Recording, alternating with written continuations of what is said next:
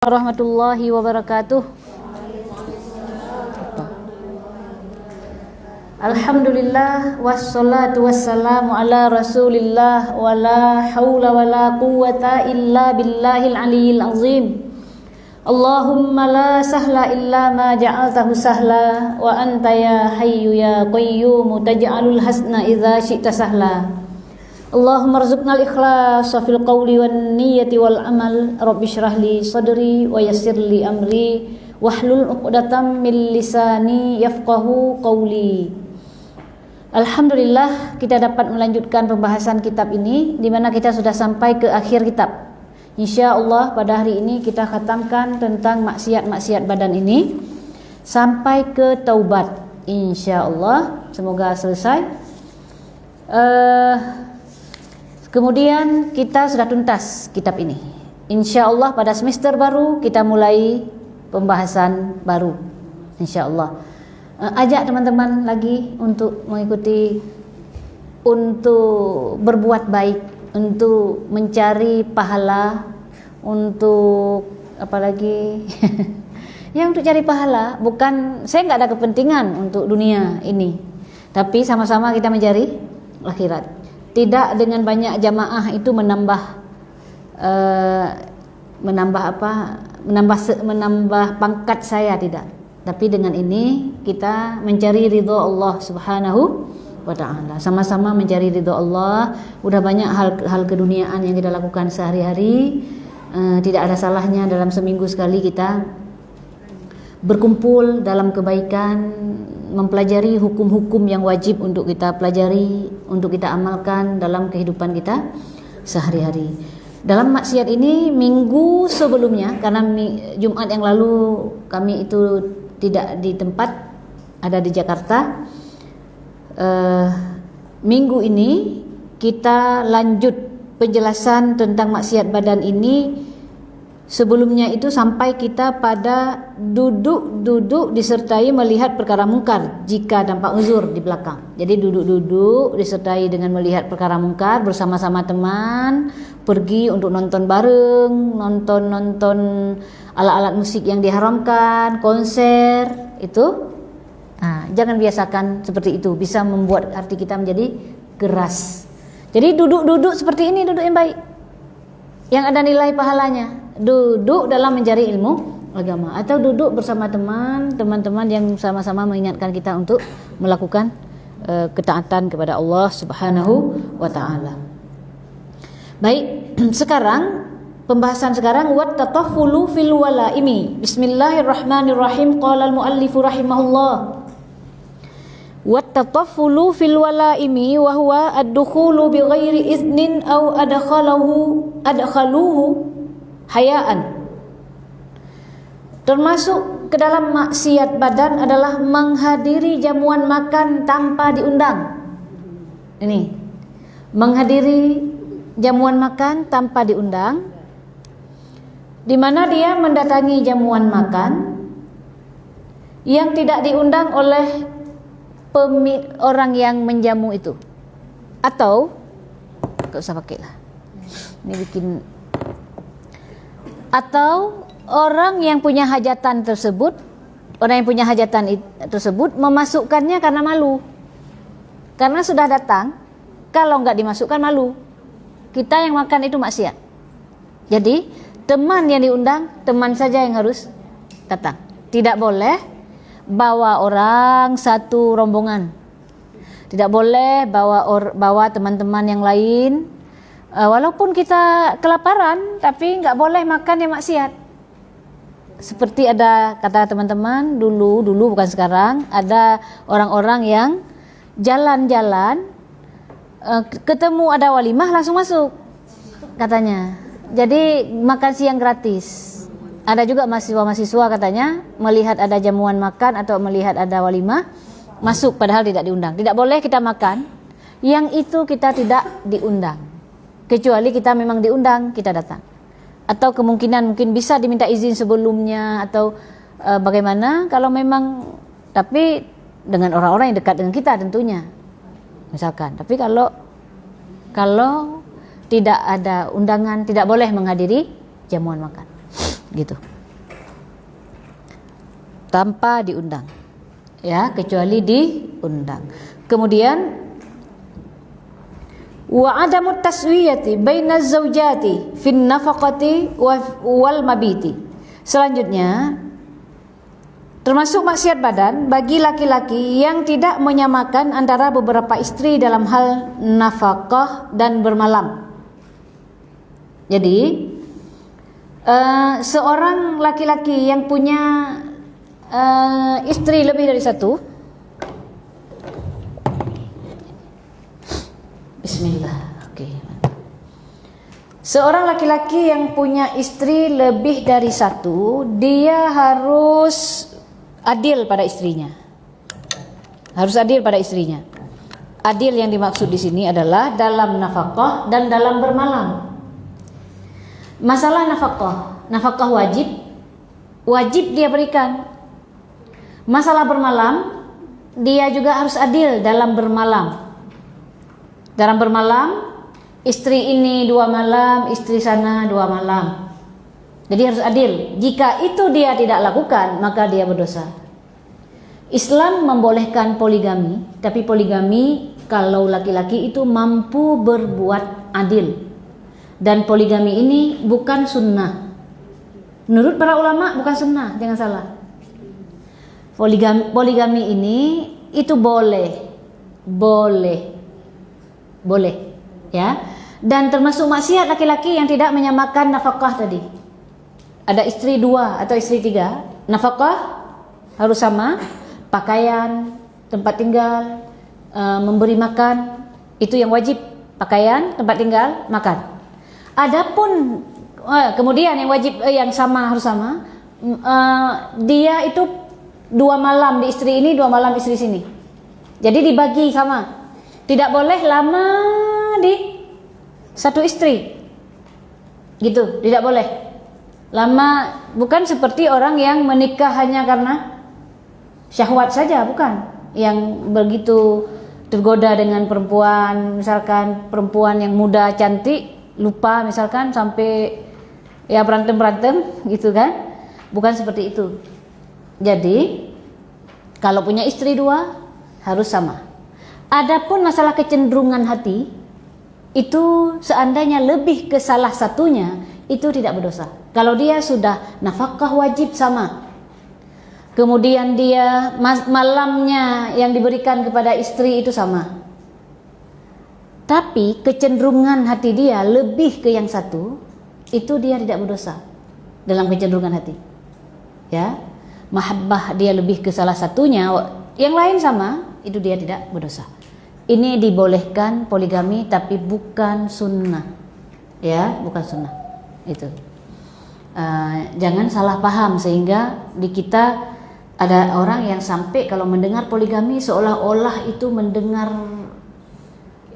kayak apa gitu. Ya dibolehkan saja gitu dalam Islam. Jangan sampai melecehkan atau menolak hukum poligami gara-gara kita tidak mau di poligami sebagai perempuan.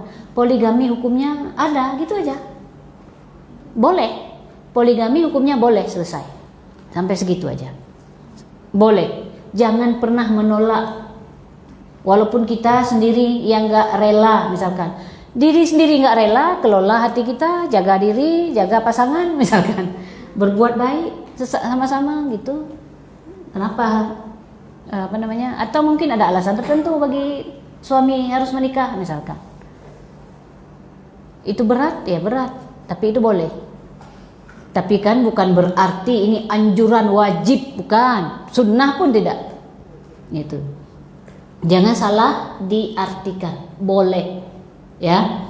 Selanjutnya, wa amma tafdilu fil mahabbati al-qalbiyyati wal maili falaysa bima'siyatin. Ini sudah disebutkan. Sedangkan melebihkan dalam kecintaan di hati dan kecenderungan, maka itu tidak maksiat. Tuh. Ya. Yang penting untuk kita ketahui. Selanjutnya, wa khurujul mar'ati in kanat tamurru 'ala rijali al-ajanibi biqasdi ta'arrudi lahum. Selanjutnya, keluarnya seorang perempuan dari rumah jika melewati laki-laki yang ajnabi dengan maksud menggoda mereka. Keluar dari rumah melewati laki-laki yang ajnabi dengan maksud menggoda mereka. Jika keluar rumah tidak dalam maksud menggoda, tidak berdosa.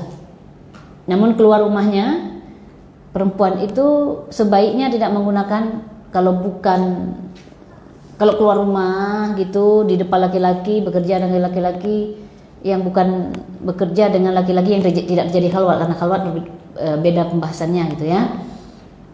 Ya, jangan menggunakan yang haram, jangan menggunakan yang makruh, itu misalkan menggunakan minyak wangi misalkan. Jika di hatinya tidak ada maksud ingin menggoda laki-laki, maka dia boleh dalam keluar yang dibolehkan. Ya, dalam keluar yang dibolehkan, bukan dengan tujuan-tujuan maksiat. Jika keluarnya dengan maksud ingin menggoda laki-laki walaupun menutup aurat dengan lengkap nutup aurat, karena tadi sudah masang niat ingin laki-laki itu tergoda, tapi sudah lengkap nutup aurat, tetap berdosa. Karena kenapa? Karena tujuannya tadi ingin menggoda laki-laki. Makanya keluar jangan bermaksud untuk menggoda laki-laki gitu. Karena perempuan kalau sudah keluar memang setan yang akan menjadikan dia itu lebih dimuliakan, dikagumi oleh orang lain. Setan yang bikin seperti itu. Itu. Jadi di hati, di mana maksud tujuannya tadi, itu ya, pada hati.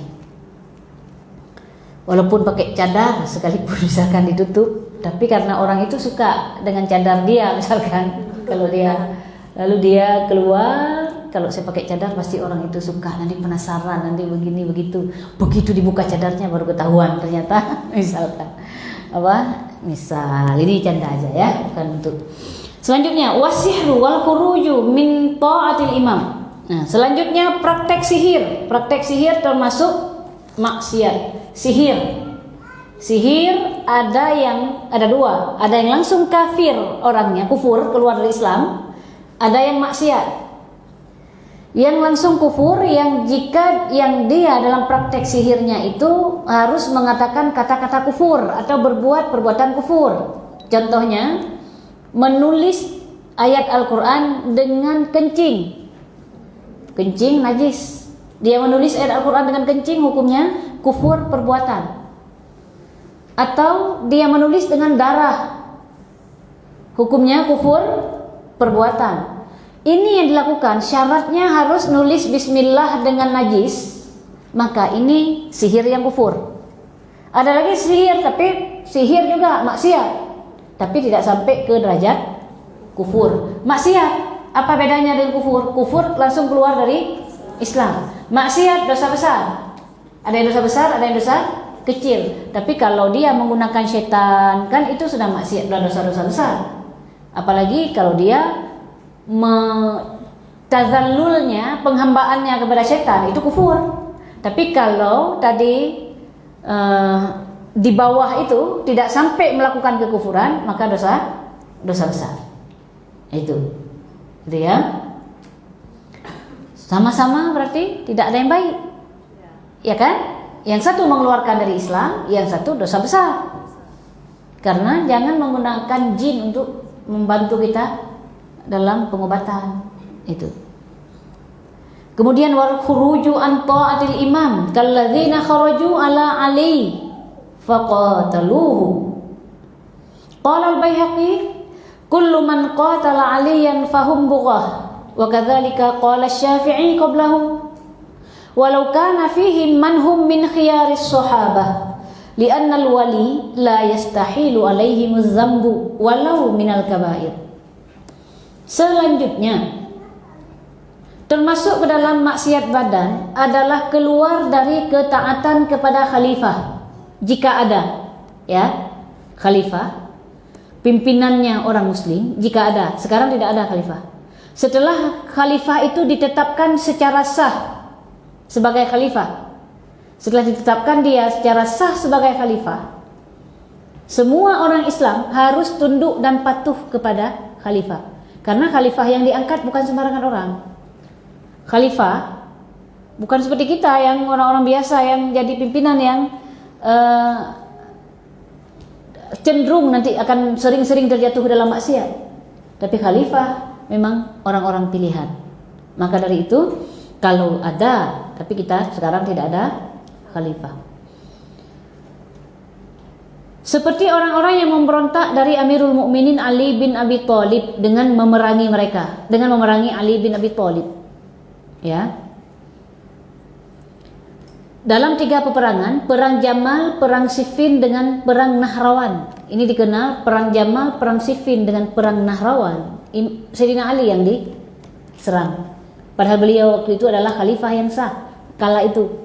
Sekarang kita tidak ada khalifah. Dulu ada khalifah Abu Bakar, Umar, Utsman, Ali dikenal sebagai khalifah dalam Islam. Inilah yang praktek khalifah sesungguhnya. Kemudian ada Umar bin Abdul Aziz dikatakan oleh para ulama, itu termasuk praktek khalifah. Setelah itu kerajaan setelah itu. Sampai ke kita tidak ada khalifah. Ketika kita sebut khalifah ini bukan berarti kita seperti orang-orang yang mewajibkan ada khalifah, seandainya tidak kita dirikan khalifah ada maksiat semuanya. Kita tidak mampu sekarang. Tapi kita mendambakan sebagaimana pimpinannya para wali-wali itu, ya kan? Namun pada kala itu inilah cobaan bagi umat Islam. Sayyidina Ali diserang dalam 3 peperangan ini. Nah, hukum melawan khalifah adalah bughat. Hukum melawan khalifah adalah bughat, memberontak. Ini bukan kita yang mengatakan ya. Ini Al-Baihaqi tadi sudah disebutkan, beliau seorang pakar fikih dan hadis, telah menyebutkan mereka adalah bughat, pemberontak. Mereka adalah bughat yang menyerang Sayyidina Ali, mereka adalah pemberontak. Yakni orang-orang yang berbuat zalim. Demikian pula dikatakan oleh Imam Asy-Syafi'i. Imam Asy-Syafi'i pendapat juga. Sebelum Imam Baihaqi, Imam Syafi'i sudah duluan berkata bahwa yang menyerang Sayyidina Ali itu adalah hukumnya bughat. Meskipun di antara mereka ada sahabat-sahabat pilihan yang menyerang itu. Di antara sahabat pilihan yang menyerang kala itu adalah Zubair, sahabat pilihan, Tolhah, sahabat pilihan, menyerang Sayyidina Ali juga. Para wali boleh jadi terjatuh ke dalam dosa, para wali, tapi mereka tobat sebelum meninggal. Mereka berdua sudah tobat. Kedua-duanya diingatkan dengan pernyataan Rasulullah. Salah satunya diingatkan, jika kamu membunuh Ali, maka kamu telah menzaliminya. Udah Rasulullah sebutkan jauh-jauh sebelum itu. Diingatkan langsung saya lupa. Ada juga yang diingatkan dengan pernyataan man kuntu maulahu fa aliyu maulah. Barang siapa yang menganggap aku pimpinannya, berarti Ali juga harus dihargai sebagai pimpinan. Itu sabda Rasulullah. Lupa lagi. Namanya manusia, lupa. Dan mereka itu sahabat-sahabat pilihan. Mereka melakukan hal ini karena tidak tertutup kemungkinan seorang wali itu melakukan dosa besar, kecuali para nabi. Para nabi tidak mungkin terjatuh ke dalam dosa besar atau dosa kecil yang mengandung unsur kehinaan. Tidak, gitu ya. Jadi yang menyerang Sayyidina Ali itu termasuk bughat kala itu. Ya.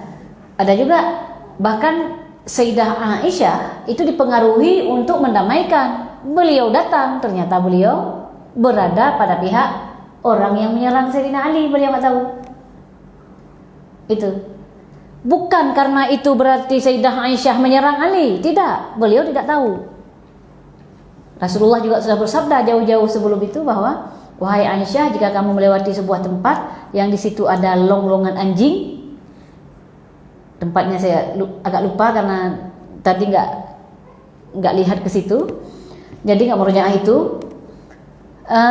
tempatnya, jika kamu melewati tempat itu ada longgongan anjing, kemudian kamu harus kembali. Sayyidah Aisyah juga lupa, lewat. Jadi Sayyidah Aisyah bukan dalam maksud menyerang Sayyidina Ali, jangan salah. Namun beliau ingin, dalam maksud beliau berpikir adalah untuk melerai, untuk melihat apa kejadian sesungguhnya. Begitu. Jadi yang melakukan itu walaupun mereka wali terjatuh ke dalam dosa besar. Tadi tidak tertutup kemungkinan seorang wali jatuh dalam dosa, kan? Itu. Nah, selanjutnya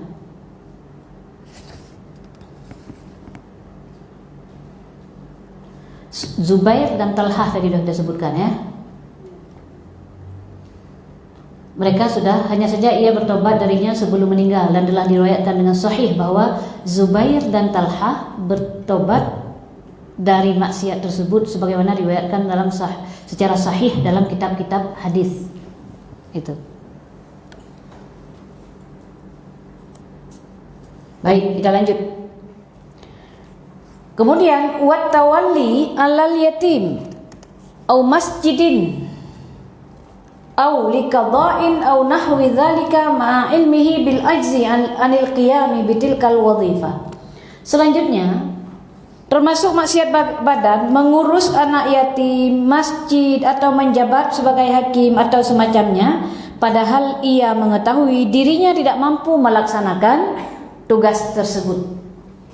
Jika tidak mampu melaksanakan tugas tersebut, dia melaksanakan, maka terjatuh ke dalam maksiat badan. Jangan minta jabatan, jangan minta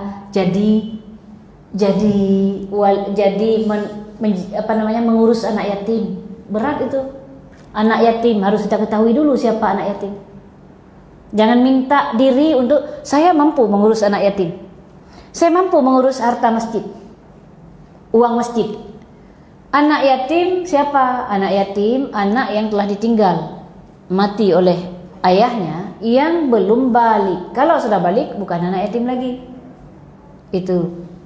Jadi kalau sebelum balik. Kemudian kalau orang memberikan kepada kita ini untuk anak yatim, tidak boleh itu bertukar, kita pakai untuk kita sebentar, atau mau pakai untuk keperluan kita bagi tiga. Satu bagian untuk anak yatim, satu bagian untuk orang yang mengurus, satu bagian untuk tempat itu misalkan. Ini tidak dibenarkan seperti itu. Kalau orang sudah niat untuk anak yatim, untuk anak yatim. Demikian juga dengan masjid. Kalau sudah berani mengurus uang masjid, maka urusannya itu berat. Tidak boleh bertukar. Gak boleh uang itu pinjam sebentar, mau beli, mau bikin rumah, nanti ketika berkumpul lagi saya bayar. Gak bisa. Gak boleh. Itu uang masjid, bukan uang kita. Itu. Kalau mampu boleh, kalau enggak jangan. Itu besar bebannya, besar dosanya itu. Kalau enggak mampu jangan. Makanya kalau orang dulu kan banyak menghindar dari hal-hal seperti ini. Jangan meminta saya yang urus, jangan. Atau kalaupun saya kan enggak meminta, orang yang mengamanahkan kepada saya, ya berarti Anda harus, jangan mentang-mentang orang percaya pada kita lalu kita bisa sesuka hati menggunakan uang masjid misalkan. Allah mengawasi, Allah melihat kita kemana kita pergunakan uang itu. Kemudian termasuk dalam maksiat badan berikutnya, wa iwa'uz zalimi wa man'uhu mimman yuridu akhdhal haqqi minhu wa tarwi'ul muslimin.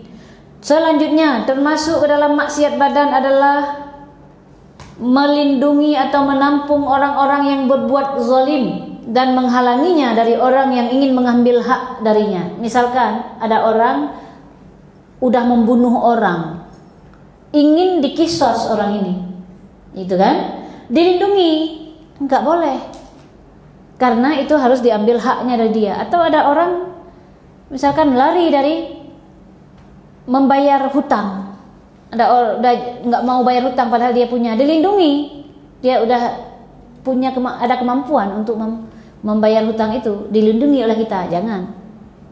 Itu maksiat badan. Kemudian wa tarwi'ul muslimin, menakut-nakuti orang Islam. Tidak dibenarkan menakut-nakuti, mengacung senjata, pisau untuk menakut-nakuti, tidak boleh. Sebegitu Islam mengatur. Saling menghargai, saling bahkan senyum, sedekah. Makanya menakut-nakuti menjadi dosa, menyenangkan hati berpahala, menyenangkan hati orang. Melakukan sesuatu yang membantu orang sesama, itu adalah yang dianjurkan dalam agama. Jika kita niatkan lillahi ta'ala, memudahkan orang, tersenyum,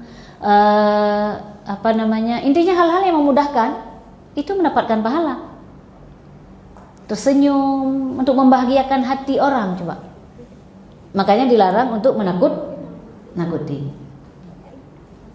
Selanjutnya, waqat'ut tariq wa yuhaddu bihasabi jinayatihi imma bita'zirin aw biqat'i yadin wa rijlin min khilafin in lam yaqtul aw biqatlin wa salbin ay in qatala wa minha adamul wafa'i bin nazar. Itu selanjutnya termasuk dalam maksiat badan adalah membegal. Pembegal dikenakan had atau hukuman sesuai dengan tindakan kejahatannya, dengan ditakzir, dipotong tangan dan kaki secara silang. Pembegal, ya, ada di jalan lintas Sumatera katanya. Ini besar dosanya, dikenakan had bagi mereka, bagi pembegal. Ada had bagi mereka meskipun tidak membunuh atau mengambil harta, sesuai dengan tindakan dia diberi hukuman. Yang pertama ditakzir, seperti dipukul, dipenjara, itu termasuk ditakzir. Jika hanya menakuti orang-orang yang lewat, menakut-nakuti saja, sudah dipenjara bagi pembegal ini. Dipenjara atau dipukul yang dalam takzir. Kemudian dipotong tangan dan kakinya secara silang. Ini hukuman berikutnya, dipotong tangan dan kakinya secara silang dengan dipotong tangan kanannya. Kemudian jika mengulangi kaki kirinya sebagaimana pencuri, jika mengulangi tangan kirinya, jika mengulangi kaki kirinya. Jadi kanan tangan, kiri kaki, kemudian kiri kanan, baru ke kaki yang kanan, disilang seperti itu. Sebagaimana pencuri, jika mengulangi maka dipotong tangan kiri dan kaki kanannya. Jika ia mengambil harta senilai 1/4 dinar atau lebih, tidak membunuh atau dibunuh dan disalib jika ia membunuh. Kalau mengambil hartanya saja berlaku seperti pencuri. Kalau sudah mengambil harta itu sudah sejumlah 1/4 dinar, kan udah kena had ini, had pencuri, gitu kan? Jika dia plus membunuh, maka dia dibunuh dan disalib. Bukan ini maksud seperti itu ya, salibnya. Nah, jika membunuh, mengambil harta, dibunuh dan disalib. Jika mengambil harta saja tadi, seperti hukuman had orang mencuri. Tapi jika sudah membunuh, baru dia dibunuh dan disalib. Gitu. Selanjutnya, adamul wafa bin nazar, tidak melaksanakan, tidak memenuhi atau tidak melaksanakan nazar. Nazar wajib dipenuhi. Ya. Tidak melaksanakan nazar, maka hukumnya berdosa. Yang boleh dinazarkan apa? Perbuatan-perbuatan yang sunnah jika dinazarkan menjadi wajib. Perbuatan yang sunnah jika dinazarkan menjadi wajib untuk dilaksanakan. Contoh, sholat 2 rakaat di masjid. Orang bernazar, jika anak saya lulus, saya sholat 2 rakaat di masjid. Sholat tadi sesungguhnya adalah sholat sunnah. Tidak boleh bernazar sholat wajib. Kalau nanti anak saya lulus, saya mau sholat 5 waktu wajib. Nggak boleh bernazar dengan amalan wajib.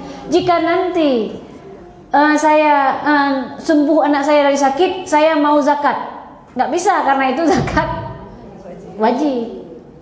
Sedekah boleh, mau sedekah kepada fakir miskin, sholat 2 rakaat di masjid misalkan, sholat 10 rakaat, salah berapa rakaat yang bukan sholat wajib.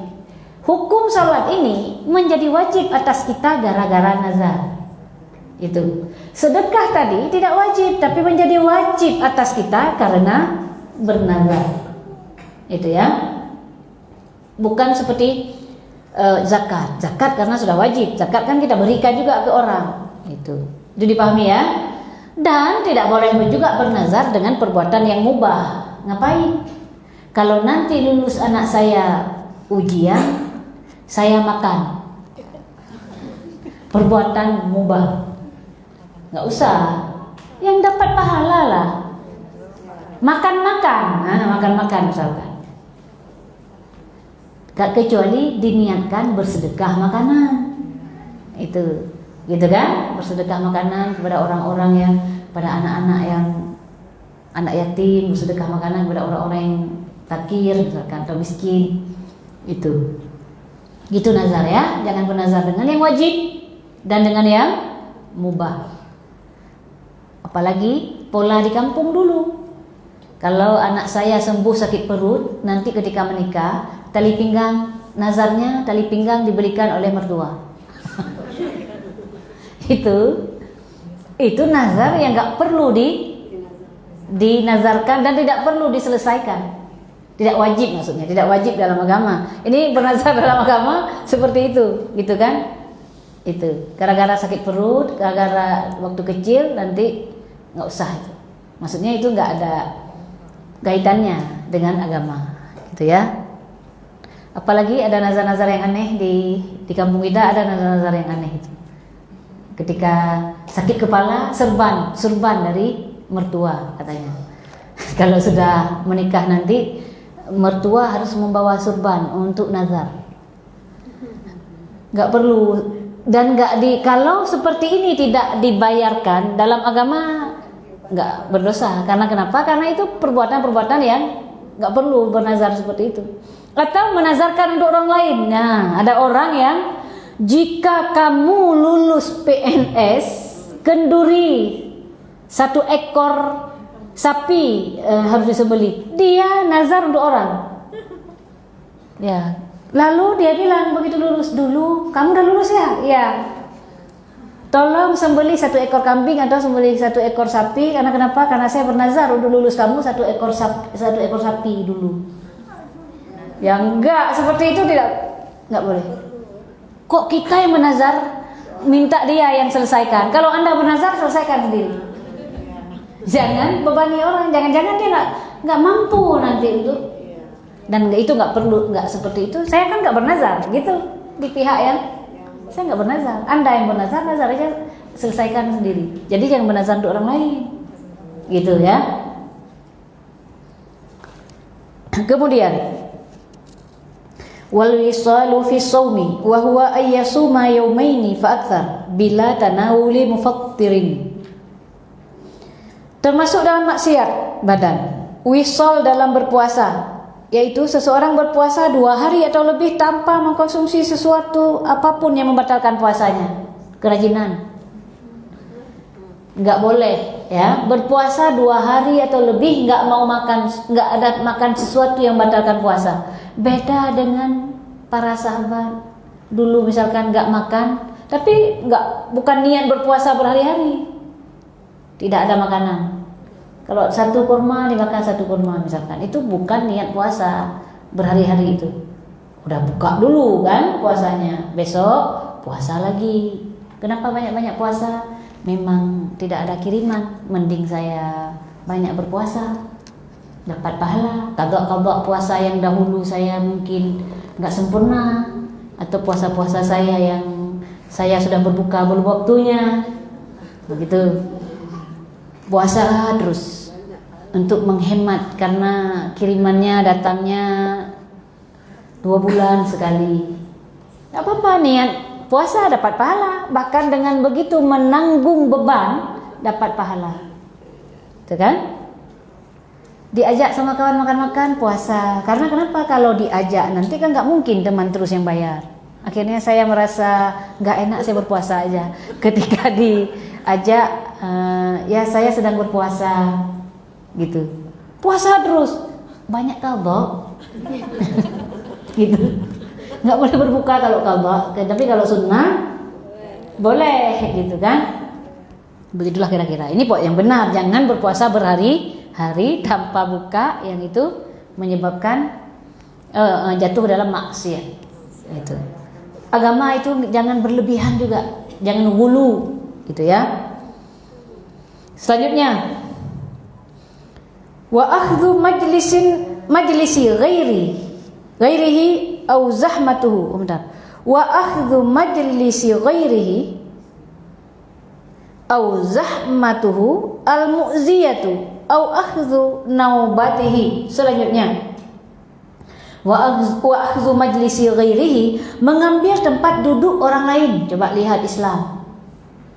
Kalau kita belum belajar, kita pikir Islam orang lain yang mengamalkan itu penuh etika. Padahal Islam sudah duluan mengajarkan mengambil tempat duduk orang lain itu nggak boleh. Kita tahu ini tempat orang, nggak boleh itu diambil tempat orang.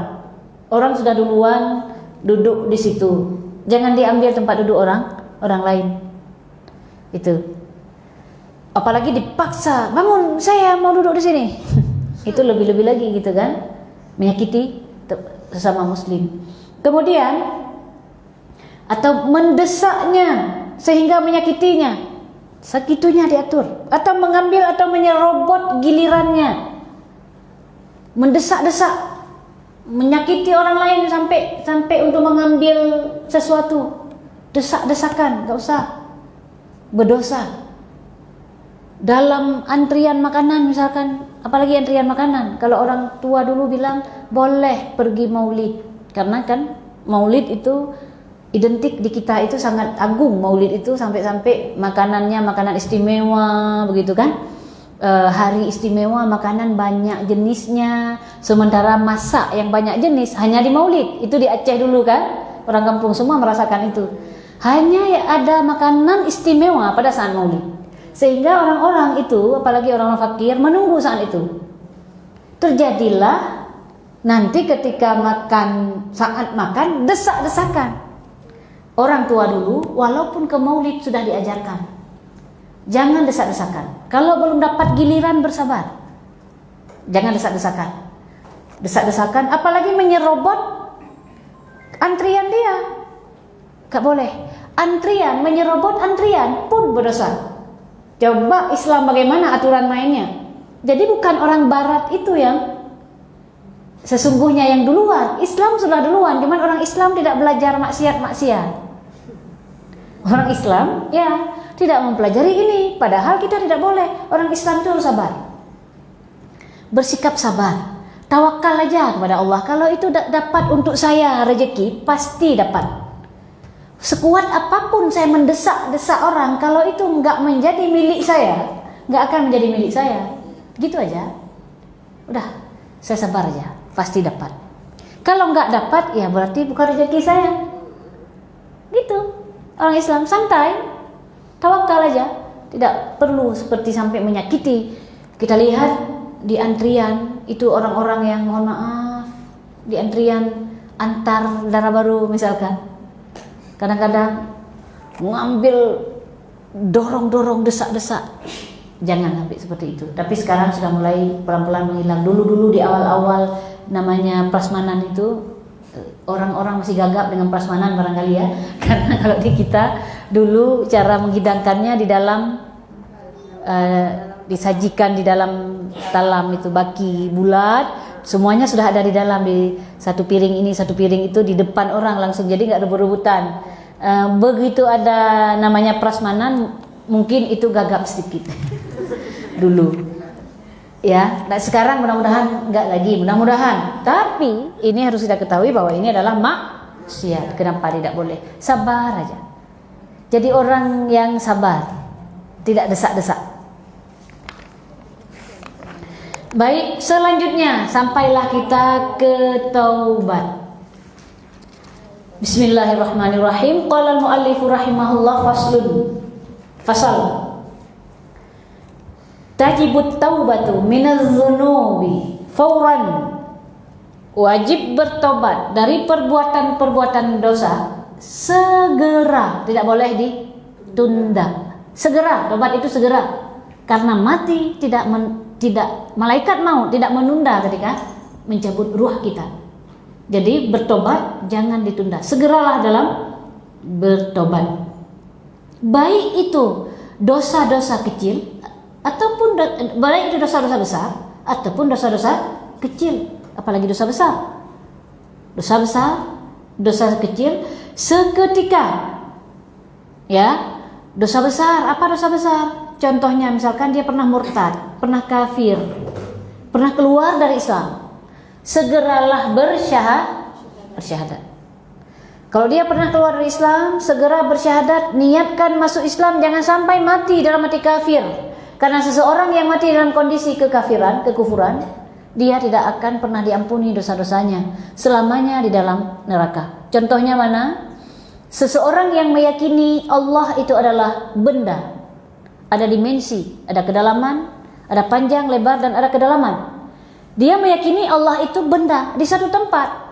Misalkan keyakinan dia Allah itu dibayangkan di atas arasy bersemayam, berbentuk, naik, turun. Keyakinan dia dahulu seperti itu. Seketika dia harus bersyahadat, niat masuk Islam kembali. Atau dia dulu pernah mencaci Allah dengan kufur perkataan. Dia mencaci Allah, dia bilang Allah tidak adil. Dia bilang Allah zalim, kata dia. Padahal Allah tidak disifati dengan ini, kekurangan bagi Allah. Dan ini sangat-sangat kepada manusia saja dinisbatkan, disifati dengan tidak adil. Manusia itu tidak senang tentunya. Allah tidak memiliki emosi seperti kita. Namun dilarang, tidak dibolehkan, bahkan hukumnya kufur jika mensifati Allah dengan zalim,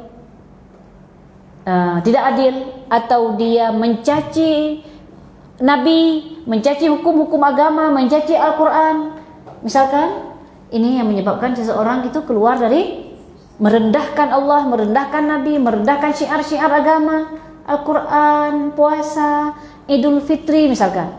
Ini adalah syiar-syiar agama kita. Dia merendahkan ini dengan perkataan, atau dia injak.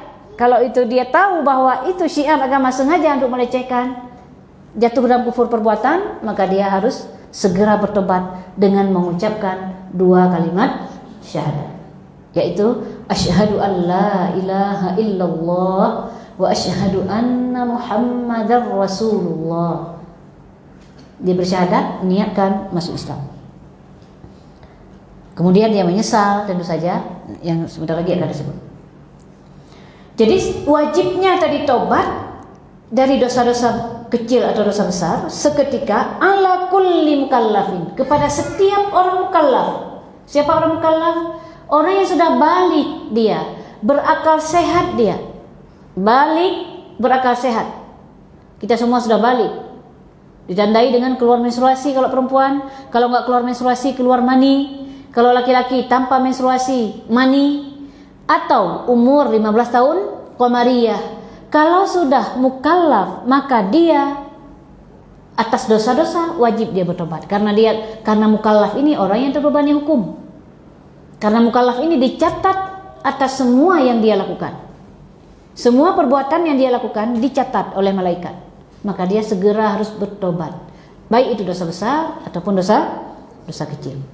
Kemudian wahya, rukun taubat bagaimana? Wahya an-nadam, menyesal.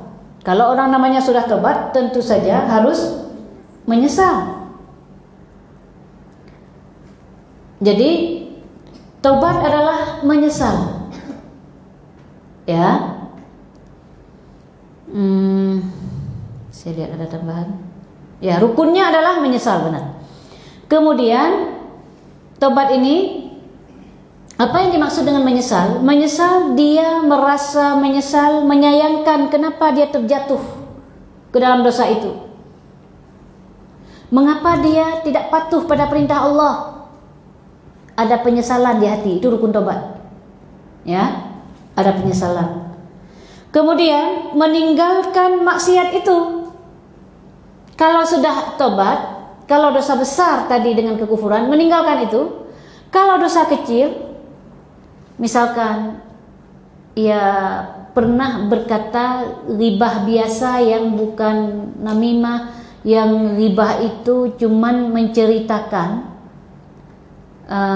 tentang yang sesuatu itu mungkin dia tidak suka, tapi bukan aib-aib yang membuka aib supaya orang lain membenci dia, tidak. Atau berbohong yang mau kemana, mau kemana mak? Mau ke pasar, padahal mau ke orang meninggal, padahal mau ke pasar, misalkan. Kan tetap dosa itu, tetap dosa. Itu maksiat kecil. Tetap dia harus menyesal dan meninggalkan maksiat tersebut. Lalu wal iqla' tadi ya, setelah an-nadam wal iqla', meninggalkan maksiat tersebut. Wal asmu ala alla ya'uda ilaiha, selanjutnya bertekad untuk tidak kembali mengulanginya. Bertekad di hati untuk tidak mengulanginya walaupun nanti terulang. Tapi dia bertekad dulu untuk tidak mengulanginya. Bukan yang dimaksud tadi, walaupun nanti terulang, misalkan bukan berarti kalau kufur dia harus kembali masuk Islam. Kalau dia seandainya sekarang bertobat, tapi dalam hatinya nanti akan diulangi di hatinya, maka kalau kekufuran dia tetap kufur. Kalau kemaksiatan dia tetap maksiat. Karena kenapa? Bertekad untuk mengulang. Yang dimaksud di sini misalkan bukan yang murtad, terjatuh. Setelah itu namanya manusia. Yang penting dia sekarang bertekad untuk tidak mengulanginya. Gitu. Itu ya. Jadi bertekad untuk tidak kembali mengulanginya. Wal asmu alla ya'uda ilaiha wa in kana dzambu tarka fardin faqadah. Fa in kana dzambu tarka fardin qadahu. Kalau itu dosa yang bersangkutan dengan Allah, dengan kewajiban, meninggalkan kewajiban, maka wajib dia qadha. Yang berkaitan dengan kewajiban mana? Dia dulu enggak sholat, maka dia wajib mengqadhanya. Kalau dulu dia enggak puasa, wajib mengqadhanya. Dia mengaku sudah tobat, maka wajib mengqadha salatnya, wajib mengqadha puasanya, wajib mengqadha hajinya. Ya, kalau hajinya ternyata dalam hajinya enggak diterima, wajib mengqadha juga melakukan sekarang zakat. Tobat pada Allah, zakat yang dulu salah mengeluarkan, atau nisabnya enggak kadarnya enggak sampai ketika dikeluarkan, atau yang menerimanya bukan orang-orang yang berhak menerima, wajib dia tunaikan sekarang, karena kewajiban kepada Allah harus dituntaskan dengan menuntaskan mengqadhanya. Qadha. Jadi solat ada qadha. Jangan sampai ada orang berkeyakinan tidak perlu mengqadha solat. Kalau Sayyidah Aisyah berkata, kami tidak diperintahkan untuk mengqadha solat, kami diperintahkan untuk mengqadha puasa, kondisi perempuan yang haid. Kalau tidak ada qadha salat, bagaimana jalur tobat? Pertanyaannya. Sementara hadis yang diriwayatkan oleh Bukhari, man nama an salatin aw nasiyaha falyusalliha idza dzakaraha la kafarata illa dzalika. Barang siapa yang tertidur sehingga dia tidak sholat, atau lupa sehingga dia tidak sholat, maka hendaknya dia sholat saat terbangun bagi yang tidur, saat ingat bagi yang lupa. Jika tertidur saja wajib dia qada padahal dia tidak sengaja.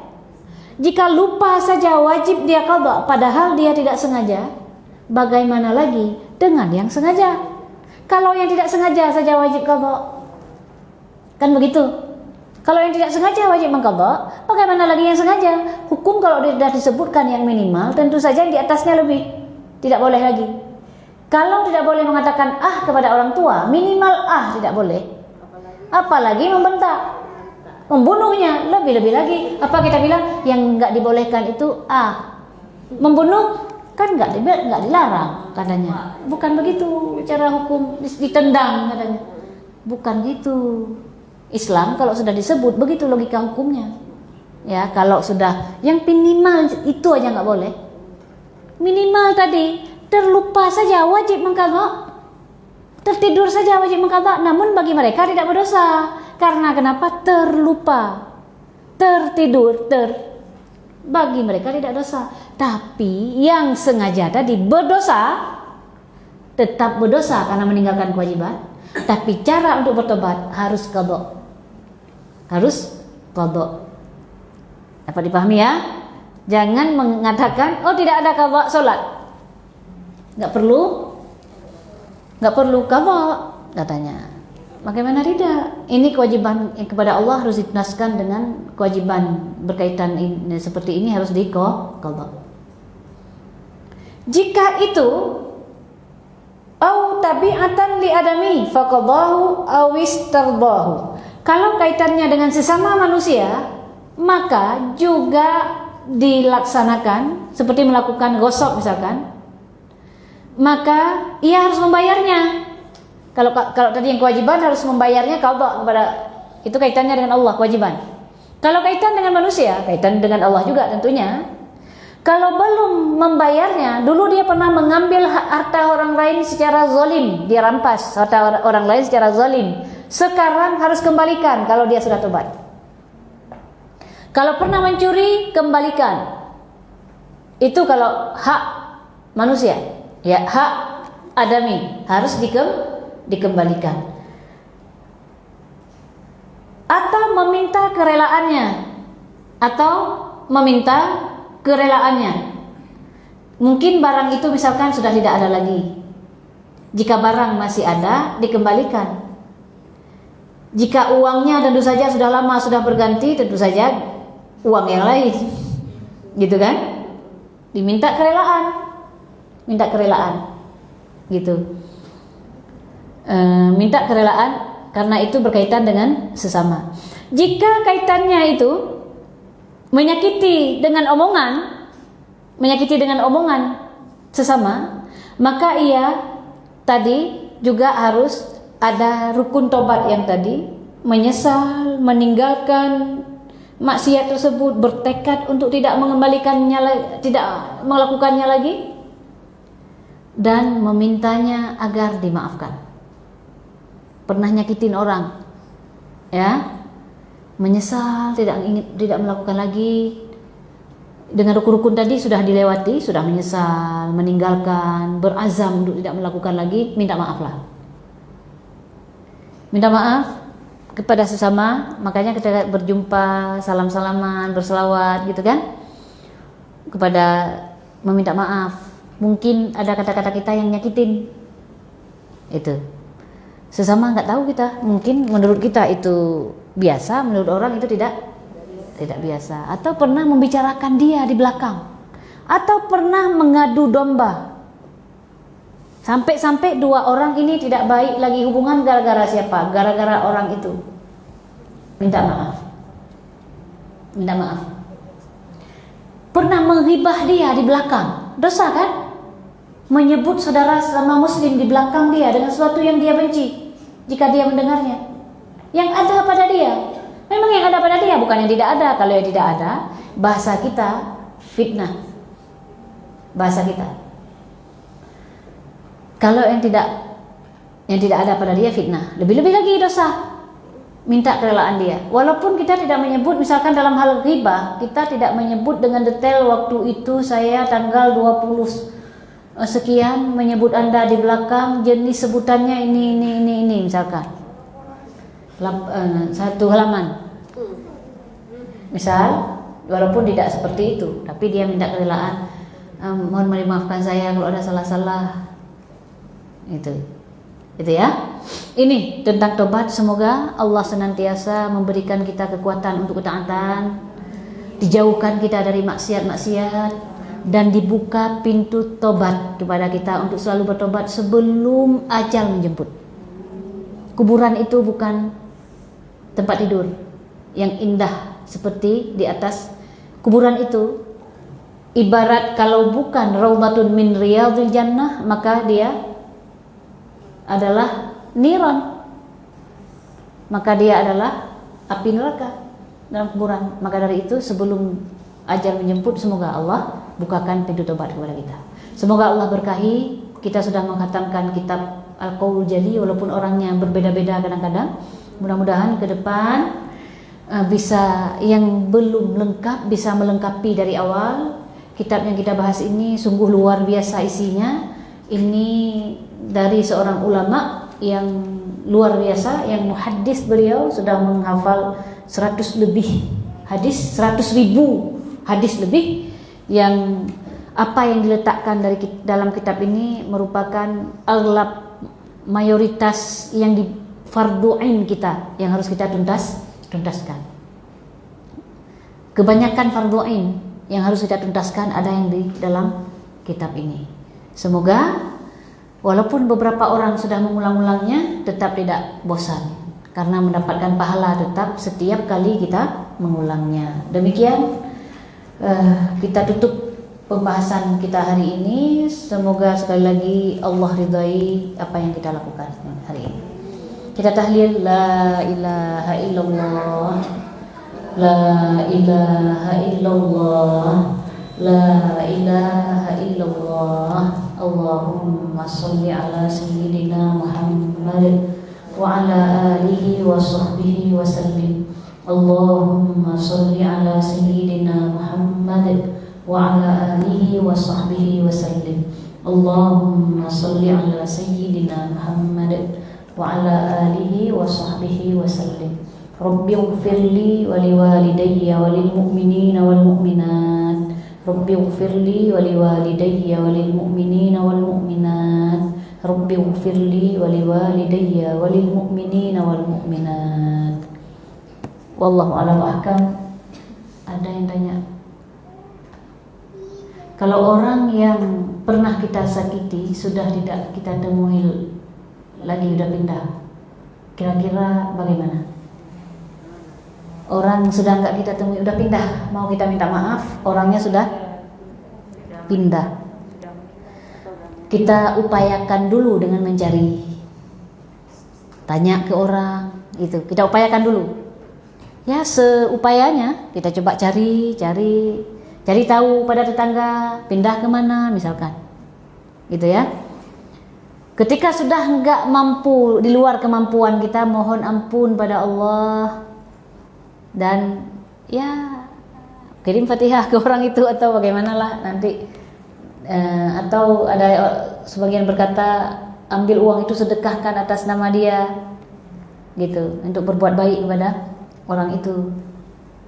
Kalau sudah tidak di luar, makanya sebelum terjadi kan, sebelum orang-orang itu pindah, sudah kita sering-seringlah minta maaf dan jangan berbuat zalim kepada orang lain. Gitu. Seandainya, ini kan pertanyaan ya, seandainya. Baik, terima kasih. Semoga sekali lagi kita dapat bertemu kembali untuk menghatamkan kitab ini.